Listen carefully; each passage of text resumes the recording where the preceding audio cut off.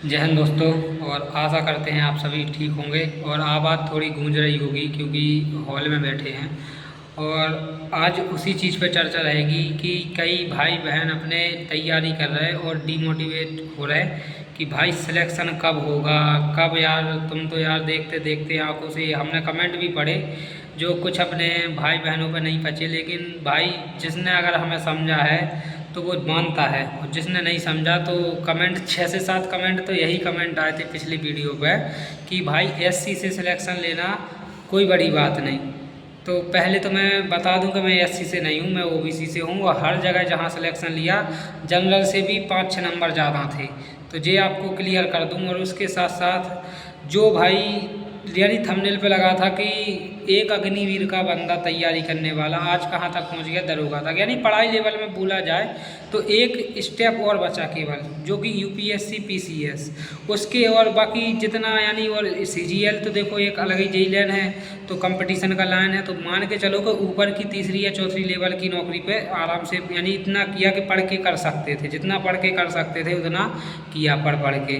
तो जनरली हमारी स्टार्ट होती है रियल में कि जब यानी 12th पास की थी तो गांव देहात के लड़के को केवल एक चीज़ दिखती है कि भाई केवल मैं फौज में जाऊंगा, क्योंकि उस चीज़ को गांव देहात में ये मोटिवेशन आता नहीं, अपने आप से आ जाता कि रनिंग करनी है, जाना है, सुबह 4 बजे उठना है, रनिंग करनी है, दौड़ना है, बस दौड़ने ही से काम हो जाएगा। तो यही सोच मेरी रहती थी शुरू में। 12th पास की, उसके बाद 2019 से आराम से 2019 से पूरा यानी ऐसे निकाल दिया 2019 पर। 20 में कोरोना लग गया, थोड़ा बहुत पढ़ते रहते थे लेकिन नहीं, दौड़ का ज़्यादा रहता था कि दौड़ना है। 2022 में भर्ती देखने को मिली, आगरा में भर्ती थी, एक्सीलेंट रेस निकाली थी 4:49 की। तो उसके बाद 4 मिनट 49 सेकंड में रेस निकाली, सब कुछ हो गया था उसका। बाकी हाइट में जब गए तो हाइट नपी तो 169 निकली फिक्स, तब हमें हाइट में फेल कर दिया। और तब हमारे दोस्त लोग थे जो साथ के, तो पहली बार अग्निवीर वैकेंसी आई थी तो वो लोग सब हो गए थे। यानी मेरे यानी ज़्यादातर ऑलमोस्ट मेरे 6-7 लोग हो गए थे, बाकी 3-4 लोगों का फाइनल हुआ था, उसमें नहीं हो पाया था। और सबसे बड़ी बात है कि मेरा जो यानी सबसे करीबी दोस्त था वो अग्निवीर है अभी। तो भाई वो हो जाने के कारण यार हवा मैं नहीं हुआ था, तो देखो एक जलन तो सबको होती है, वो ऑब्वियसली होनी भी चाहिए हर एक व्यक्ति को कि यार सामने वाला कर रहा है उतनी ही मेहनत तुम करो, उतनी ही वो करे, और वो सफल हो जाए तुम असफल हो जाओ, और जिसमें तुम्हारी गलती ना हो तो बुरा लगता है अंदर से। तब मैं रोया भी, बहुत बुरा भी लगा उस टाइम पे। जे लगा यार कि क्यों भगवान हमारे साथ बुरा कर रहे हैं, समझ में नहीं आया। लेकिन हमारी माता जी हमेशा से हमारे लिए समझाती रहती थी कि बेटा ज़रूरी नहीं है कि तुम्हारे लिए यही चीज़ बनी हो सकता है इससे अच्छा बना हो। उस टाइम पे ये सब लगता था कि हाँ घर वाले यानी ऐसे ही बोल रहे हैं कि यार दिमाग ठीक नहीं है लड़के का, यानी ऐसी बातें बोलते। लेकिन रियल में बात ये सही है कि जिस चीज़ के लिए तुम बने हो भगवान वो चीज़ तुम्हारे लिए सेपरेट रखी है, तो तुम कितनी भी कोशिश कर लेना यहाँ वहाँ होने से कुछ काम चलेगा नहीं, जब होगा तो वहीं पर होगा। तो उसके साथ जब मैंने फिर सोचा यार कि चलो अग्निवीर छोड़ो, अब पढ़ाई लिखाई पे आते हैं, एसएससी जीडी की भर्ती देखते हैं, हो सकता हो जाए। तो शुरुआत मैंने की ऐसे ही फॉर्मेलिटी टाइप की, यानी ऐसे ही देखने लगा था। एक मेरे यानी दोस्त थे, बोल रहे थे कि खान सर की वीडियो देखते रहना, ऐसे ऐसे यानी देखते रहना। अब उनसे पढ़ना स्टार्ट किया तो पढ़ने में मज़ा आने लगा। फिर उसके बाद ऑफलाइन कोचिंग जाने लगा, मॉक टेस्ट लगाने, सीधे ना कोई बैच कंप्लीट ना कुछ, मॉक टेस्ट लगाने जाने लगा। पहली बार मॉक टेस्ट दिया एसएससी जीडी का दिया था, 100 में से जब 100 का होता था 21 वाला हुआ था, तो 100 में से यानी ऐसे नंबर आए थे 55-56 नंबर। तो बस यानी लगा कि नहीं, इसके बाद मैंने मॉक टेस्ट बंद किए। फिर मैंने सोचा पहले पढ़ाई की जाए अच्छे से। फिर ऐसे ही किताब लाए किरण एसएससी की, बस उसके साथ पढ़ते रहे लगे रहे। फिर चीज़ें समझ में आने लगी धीरे धीरे। फिर से मॉक टेस्ट लगाना ऑफलाइन स्टार्ट कर दिया, तो ऑलमोस्ट 25 में से 18-19 सवाल बनने लगे थे। उसके बाद जितने नहीं बनते थे तो वो सर से पूछते थे। तो धीरे धीरे कहते ना कि एक यानी अपने अंदर धीरे धीरे सीखते ही जाते कि हाँ ये सवाल ऐसा होता है, अब ये सवाल ऐसा होता है। आप विश्वास नहीं मानोगे, मुझे ये तक पता नहीं था जब मैंने तैयारी स्टार्ट की थी, जब मैंने यानी मॉक टेस्ट लगाने गया था। एक रीजनिंग का सवाल आता कि सभी घोड़े भैंस हैं, सभी भैंस यानी एक सवाल ये आता, तो ये तक पता नहीं था। लेकिन और आप लोग ने देखा भी होगा कि 10th में 56%, 12th आर्ट साइड से हैं, यानी कॉमर्स से थे या आर्ट ही माना जाता, वो व्यवसाय वर्ग से थे, उसके साथ बीकॉम की। तो ये सब पढ़ाई हमारा जो बेसिक स्ट्रक्चर है वो बिल्कुल ध्वस्त पड़ा था, कुछ समझ में नहीं आता था। लेकिन उसके बाद जब कहते नहीं ना कि एक चीज़ समझ में आने लगे फिर दूसरी चीज़ आने लगे तो तीसरी अपने आप आने लगती, संगत का असर होता। तो बस धीरे धीरे तैयारी करते गए। पहला एग्ज़ाम दिया आराम से हमने, SSC GD का दिया सबसे पहले एग्ज़ाम, यानी 2023 का।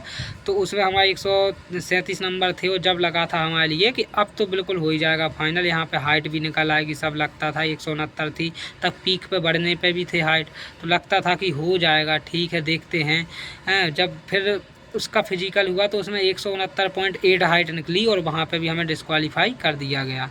तो तब यार फिर तब और बहुत बुरा लगा यार कि अग्निवीर तो चलो ठीक है, SSC GD हो भी जाना था, 121 फाइनल कट ऑफ भी लगी थी, उसके बाद क्या होता, दिमाग ख़राब होने लगा था। उसके बाद फिर दिल्ली पुलिस भी दिया, CRPF SCM BSF SCM ऐसे एग्ज़ाम देते ही रहे। फिर यानी माता रानी और भगवान की इतनी कृपा रही कि एग्ज़ाम तो निकलते रहे लेकिन फाइनल सिलेक्शन नहीं होता था। MP कांस्टेबल ऐसी कोई भर्ती नहीं कांस्टेबल लेवल या बेल्ट की जो अनिकेत ने ना देखी हो, हर एक भर्ती देख के यानी बैठा हूँ। तो यानी सीधी सी बात है कि जब तक तुम्हारा समय नहीं आएगा तब तक तुम जितने चाहे हाथ पाँव फटफटा लो। इस बार फिर जो 24 का GD का दिया तब तक, यानी 24 का GD का देने के बाद उसमें भी 149 पॉइंट कुछ नंबर थे, फाइनल हो जाता लेकिन उसमें भी हाइट नहीं निकली। उसमें भी फिर दिमाग ख़राब, ठीक है। लेकिन उस समय तक UP पुलिस का हो गया था और UP पुलिस में अच्छे खासे नंबर थे, तो ये लगता था अब इसमें हाइट फेल नहीं होंगे क्योंकि इसमें 168 हाइट लगती, ठीक है। फिर लेकिन थोड़ा सा ये लगता था यार कि किस्मत का पता नहीं कब कैसे, तो पढ़ते रहे उसका हो गया, रनिंग भी करते रहे, पढ़ते भी रहे, घर का भी करते रहे काम, कोचिंग भी पढ़ाते रहे, सब कुछ कराते रहे। और हमारा प्लस पॉइंट एक ही चीज़ रहा कि कोचिंग पढ़ाना। अगर तुम्हें 100% आएगा तब किसी को तुम 90% समझा पाओगे, ये बात क्लियर है।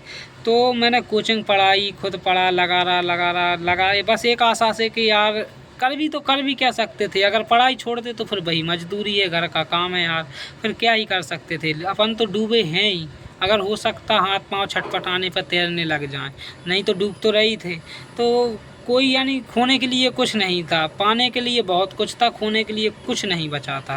हैं तो लगता था लगे रहे। उसके बाद UP पुलिस फाइनल हुआ, घर वालों को भी अच्छा लगा, चलो ठीक है लड़के की नौकरी फाइनली सुन ली। लेकिन हमें तब भी आग लगी थी कि नहीं यार अभी संतुष्ट नहीं है, जिस प्रकार से तैयारी की नहीं।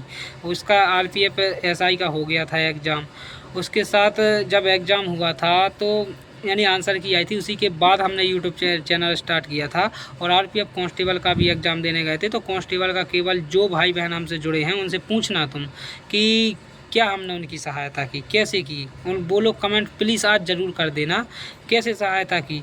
और सबसे ज़्यादा आप लोग का यही यानी क्वेश्चन रहता है कि तुमने स्ट्रेटजी क्या है भैया आपकी, तुमने GK कवर कैसे की, तुमने कैसे math reasoning out of out की।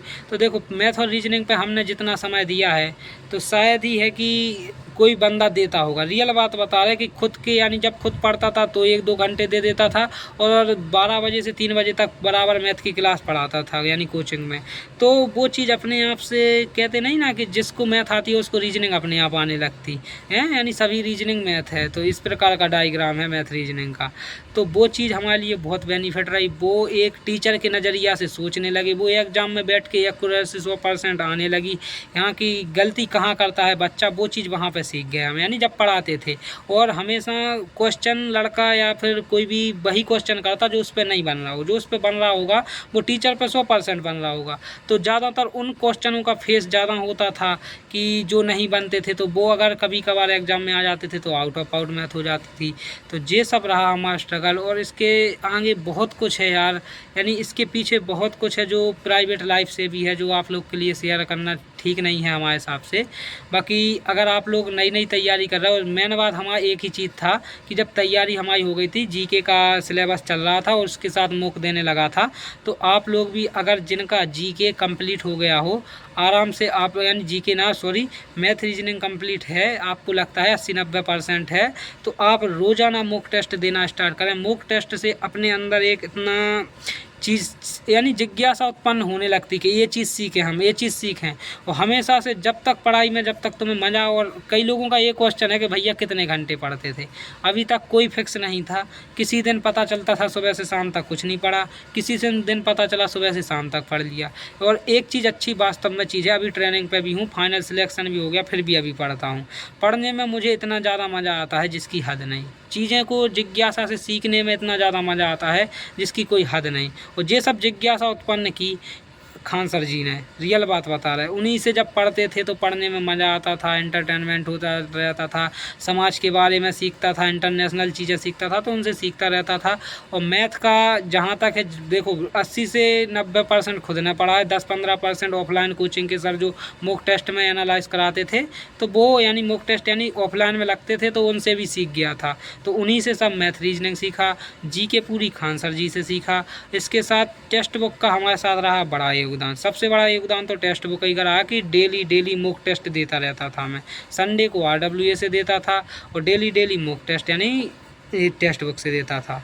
तो इसी पे अगर आप सभी लोग अगर ख़रीदना चाहते हो टेक्स्ट बुक तो आप ले लेना, अभी सस्ता ही AWA कोड लगा देना। और रियल में आप लोग यानी जो इच्छुक हों, आराम से सेट लगाना हो तो जो सेल आती है महीने की, ख़रीद लेना और मॉक टेस्ट देते रहना। और यही मेरी यानी संघर्ष भरी ज़िंदगी थी। अभी यहाँ पे ही यूपी पुलिस में जब तक उसका मेडिकल हो जाए उसके बाद यहाँ से रिजाइन दूंगा, यहाँ का पैसा भर के उसको आराम से ज्वाइन कर लूँगा। और पोस्ट प्रेफरेंस का कई लोगों का कमेंट आएगा, तो आराम से आप जो आपने पोस्ट प्रेफरेंस यानी UP RPF SI की जो पोस्ट प्रेफरेंस का जो आ रहा है मैसेज, तो आपने जो वहाँ पर DB में भरी थी उसी हिसाब से भर दो, अपने जोन के हिसाब से, कोई टेंशन नहीं। और अपलोड कर दो, ईमेल पर भेज दो बस आराम से। फिर उनके हाथ में है वरीयता देने के नंबर के हिसाब से फिर बटेगा जोन। और मेडिकल का मेन बात है, चलो एक नेक्स्ट सेफ ही वीडियो बना देंगे, आगे मिलते हैं। जय हिंद, जय भारत।